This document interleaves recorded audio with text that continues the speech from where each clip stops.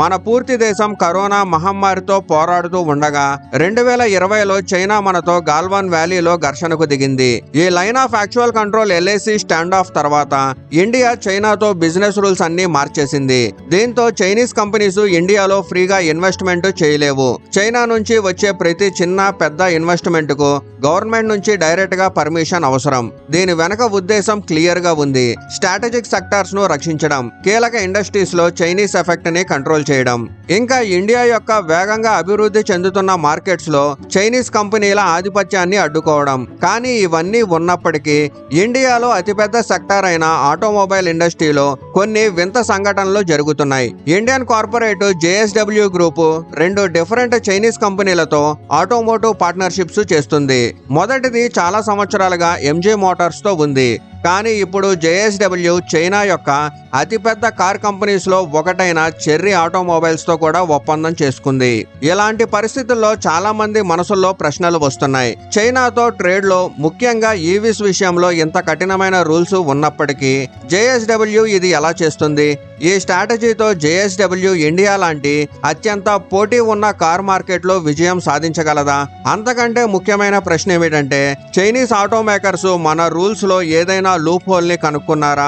JSW భుజాలపైకి ఎక్కి Chinese కంపెనీలు Indian market లోకి చొరబడడం జరుగుతుందా? కాబట్టి ఈ వీడియోలో ఈ ప్రశ్నలకు సమాధానాలు అయితే తెలుసుకుందాం. ముందుగా ఇది అర్థం చేసుకోండి, ఇండియాలో చైనీస్ ఆటో కంపెనీలు ఇన్వెస్ట్మెంట్ ని ఎందుకు లిమిటెడ్ చేశారో. 2020 బోర్డర్ టెన్షన్స్ తర్వాత ఇండియన్ ఫారెన్ డైరెక్ట్ ఇన్వెస్ట్మెంట్ పాలసీని వెంటనే మార్చింది. దీంతో పొరుగు దేశాలు, ముఖ్యంగా చైనా లాంటి దేశాలు ఇండియాలో డైరెక్ట్ గా ఇన్వెస్ట్ చేయలేవు. ఇప్పుడు చైనీస్ కార్ కంపెనీలు ఇండియన్ ప్రభుత్వం నుంచి ఎక్కువ కాలం పర్మిషన్స్ తీసుకోవాలి. దీంతో ఏమైందంటే ప్రపంచంలో సగం కార్ మార్కెట్ ను దెబ్బతీసిన చైనీస్ బ్రాండ్ల నుంచి ఇండియన్ ఆటో మార్కెట్ కు బలమైన రక్షణ కవచం లభించింది. ఇప్పటికీ ఇక్కడ చైనీస్ కార్ల మార్కెట్ షేరు ఎఫెక్ట్ చాలా తక్కువగానే ఉంది. ఇక్కడ క్లియర్ గా కనిపిస్తుంది, చైనా తన ఆటో ఇండస్ట్రీ బలంతో ప్రపంచవ్యాప్తంగా సాఫ్ట్ పవర్ నిర్మించుకుంది. ఇండియన్ ప్రభుత్వం రూల్స్ కఠినంగా లేకపోతే ఇప్పటికే ఇండియన్ ఆటో సెక్టార్ ను చైనా హైజాక్ చేసి ఉండేది. ఎందుకంటే చైనీస్ ఆటో మేకర్స్ EVs విషయంలో ప్రపంచంలో సక్సెస్ఫుల్ గా మారారు. ప్రతి దేశం కార్ మార్కెట్ లో పాండమిక్ లాగా వ్యాప్తి చెందుతున్నారు. ఇది ఎలా జరిగిందో, ఎందుకు జరిగిందో దాని వెనక రహస్యాలను ఈ వీడియోలో క్లియర్ గా చెప్పాను. మీరు తర్వాత కావాలనుకుంటే దాన్ని కూడా చూడండి. అయితే ఇప్పుడు ఇండియాకు ఒక విషయం క్లియర్ గా తెలిసింది, చైనీస్ కంపెనీలకు స్వేచ్ఛగా ఎంట్రీ ఇస్తే ఇండియన్ EV మార్కెట్ డిస్టర్బ్ అవుతుంది. దీంతో చాలా చైనీస్ ఆటో ఇన్వెస్ట్మెంట్లు ఆపేశారు. ఇప్పటికే ఇండియాలో పనిచేస్తున్న చైనీస్ కంపెనీలు కూడా ఇబ్బందుల్లో పడ్డాయి. కానీ అప్పుడే JSW గ్రూప్ సీన్ లోకి వస్తుంది. JSW ప్లాన్ అర్థం చేసుకోవడానికి ముందుగా వీళ్ళ MG మోటార్స్ తో డీల్ ను బాగా చూడాలి. MG మోటార్స్ రూట్స్ బ్రిటిష్ అయినప్పటికీ ఇప్పుడు పూర్తిగా చైనీస్. MGను చైనా ప్రభుత్వ సంస్థ SAIC మోటార్స్ అంటే Shanghai automotive industry corporation ownership చేస్తుంది. దీని పేరే చెప్తుంది, ఇది చైనీస్ ప్రభుత్వం బొమ్మే అని. SAIC 2007లోనే MGను సొంతం చేసుకుంది. MG బ్యాడ్జ్ వెనక దాక్కుని గ్లోబల్ ఎక్స్పోర్ట్స్ ప్రారంభించింది. ఇండియాలో కరోనాకు ముందు 2019లో MG బ్రాండ్ తో వచ్చింది. MG అప్పుడు $650 మిలియన్ ఇన్వెస్ట్ చేసి గుజరాత్ లో జనరల్ మోటార్స్ యొక్క మూసేసిన ఫ్యాక్టరీని కొనుగోలు చేసింది. దాని యాన్యువల్ కెపాసిటీ 1,20,000 కార్లు. 2019లో MG హెక్టార్ తో మంచి పాపులారిటీ సాధించింది.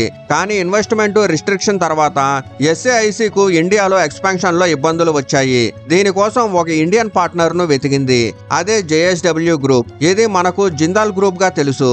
వీళ్ళు స్టీలు, ఎనర్జీ, సిమెంట్, ఇతర ఇన్ఫ్రాస్ట్రక్చర్ బిజినెస్లు చేస్తారు. JSW తో SAIC కి కొత్త డీల్ జరిగింది.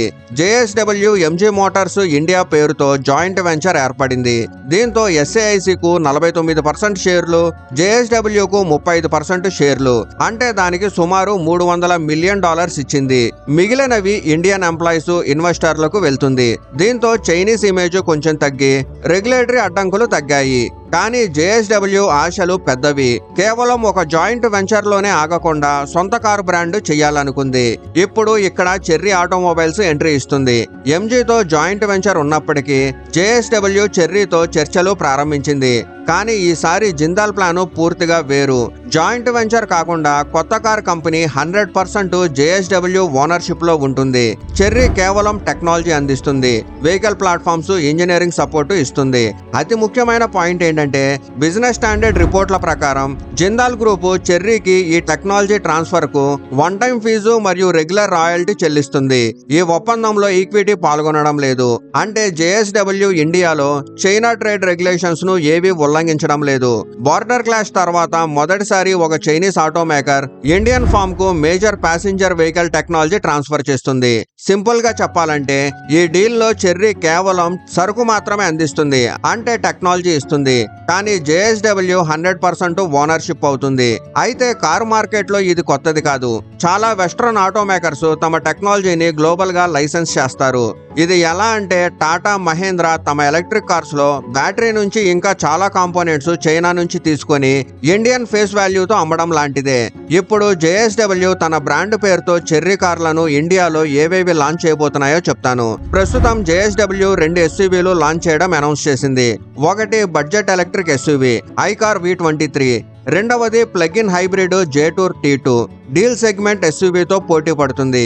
ICAR V23 international models 59.93 kilowatt మరియు 81.76 కిలోవాట్ బ్యాటరీ ప్యాకులతో వస్తాయి. క్లైమ్డ్ రేంజ్ 400 నుంచి 550 కిలోమీటర్స్. చిన్న బ్యాటరీ ప్యాకులో రేర్ వీల్ డ్రైవ్, పెద్ద దాంట్లో ఆల్ వీల్ డ్రైవ్ సెటప్ ఉంటుంది.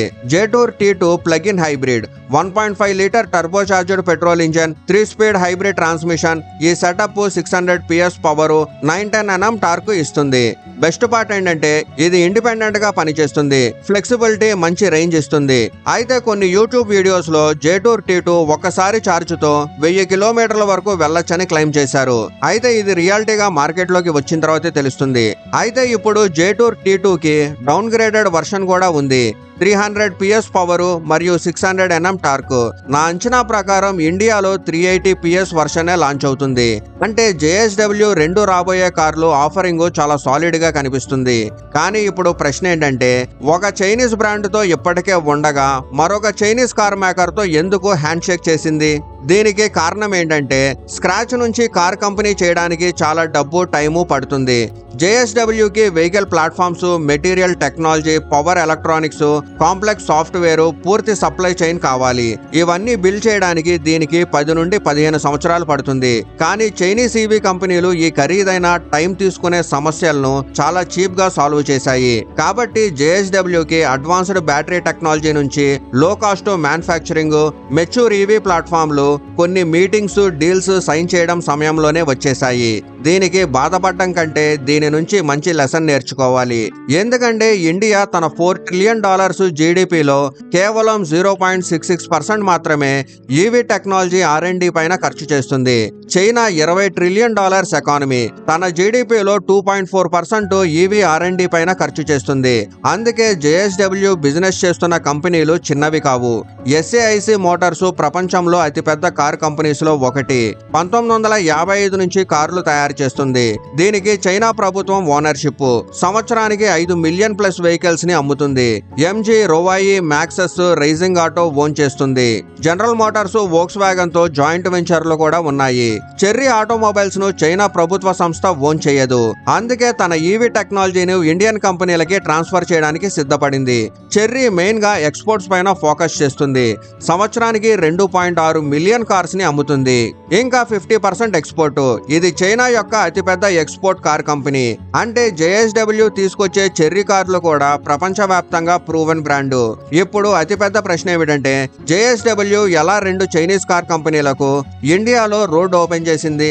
ఇలా చేసి గవర్నమెంట్ రూల్స్ బ్రేక్ చేస్తుందా? అసలు JSW ఇలా ఎలా చేయగలుగుతుంది? ఎందుకంటే ఓనర్షిప్ మరియు టెక్నాలజీ సప్లైను వేరుగా ఉంచుతుంది. ఈ డీల్ లో 3 కీ పాయింట్స్ ఉన్నాయి. ఒకటి ఇండియన్ ఓనర్షిప్. కొత్త బ్రాండ్ పూర్తిగా JSWదే కాబట్టి ఇండియన్ కంపెనీగా లెక్క వేస్తున్నారు.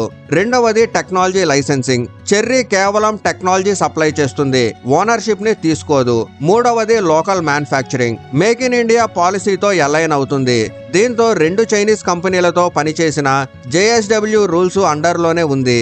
కానీ 2 చైనీస్ కంపెనీలతో పనిచేయడం JSW కి రిస్క్ కావచ్చు. చైనాలో SAIC మరియు చెర్రీ డైరెక్ట్ రైవల్స్. అంటే ఇక్కడ టాటా, మహేంద్ర లాగా. దీంతో పొటెన్షియల్ కాన్ఫ్లిక్ట్ వస్తుంది. జేఎస్డబ్ల్యూ ఈ అడుగు వేసిన తర్వాత మీడియా రిపోర్ట్స్ వచ్చాయి. ఎస్ఏఐసి ఎంజీలో తన షేర్లని తగ్గించొచ్చు. లాంగ్ రన్ లో జేఎస్డబ్ల్యూ ఎంజీ ఇండియాను పూర్తిగా టేక్ ఓవర్ చేసుకోవచ్చు, లేదా చెర్రీ టెక్ తో సొంత బ్రాండ్ తయారు చేయొచ్చు. అయితే ఇన్ని మిక్సింగ్లు, ఇంత రాద్ధాంతం తర్వాత జేఎస్డబ్ల్యూ ఇండియన్ ఆటో మార్కెట్ లో విజయం చూడగలదా? అయితే ఇండియాలో మెయిన్ గా 5 కార్ మేకర్స్ రాజ్యం చేస్తున్నారు. Maruti Suzuki, Hyundai, Tata, Mahindra, Toyota. వీళ్లలో 3 కంపెనీలు ఈవీస్ లో చాలా వెనుక ఉన్నాయి. కాబట్టి జేఎస్డబ్ల్యూకి లో కాస్ట్ చైనీస్ ఈవీ టెక్ తో పెద్ద షేర్ ని గ్రాప్ చేయడానికి అవకాశం ఉంది. పైగా మ్యానుఫ్యాక్చరింగ్ లో జిందాల్ గ్రూప్ కు ఇప్పటికే బలమైన ఇండస్ట్రియల్ ఆపరేషన్స్, సప్లై చైన్స్ ఉన్నాయి. ఇది ఒక ప్లస్ పాయింట్ అవుతుంది. కానీ జేఎస్డబ్ల్యూకి అతిపెద్ద సమస్య బ్రాండ్ ట్రస్ట్. ఇప్పటికీ చైనీస్ కార్ల పైన ఇండియాలో సెంటిమెంట్ మంచిది కాదు. కొత్త బ్రాండ్ కాబట్టి మరింత శ్రమ పడాలి. రెండవ అతిపెద్ద సమస్య పాలసీ రిస్క్. రేపు ఇండియా చైనాతో ట్రేడ్ రిస్ట్రిక్షన్స్ మరింత కఠినం చేస్తే జేఎస్డబ్ల్యూ సప్లై చైన్ ట్రబుల్లో పడుతుంది. మొత్తంగా చెప్పాలంటే జేఎస్డబ్ల్యూ స్ట్రాటజీ చాలా క్లవర్ గా కనిపిస్తుంది. చైనీస్ కంపెనీని ఇండియాలోకి తీసుకురాకుండా చైనీస్ టెక్నాలజీని ఇండియన్ కంపెనీలోకి తీసుకొస్తుంది. కానీ విజయం అప్పుడే వస్తుంది. జిందాల్ చైనీస్ టెక్ ను ఇండియన్ బయ్యర్స్ నిజంగా కోరుకునే కార్లుగా మార్చగలిగితే. ఎందుకంటే ఇండియా ఆటో మార్కెట్ లో సర్వైవ్ అవ్వడానికి ప్రైజ్, టెక్నాలజీ, ట్రస్ట్ సరైన కాంబినేషన్ కావాలి. సో ఇది చైనీస్ కార్స్ ఇండియాలోకి రావడానికి పూర్తి కదా. మొత్తంగా చూస్తే జేఎస్డబ్ల్యూ యొక్క ఈ అడుగు ఇండియన్ ఆటో సెక్టర్ కు ఒక గేమ్ చేంజర్ అవుతుందా, లేదా పాలసీ రిస్క్ తో పాటు బ్రాండ్ ట్రస్ట్ సవాలుగా మిగిలిపోతుందా అనేది కాలమే చెప్పాలి. మీరేమనుకుంటున్నారు? కామెంట్లో చెప్పండి.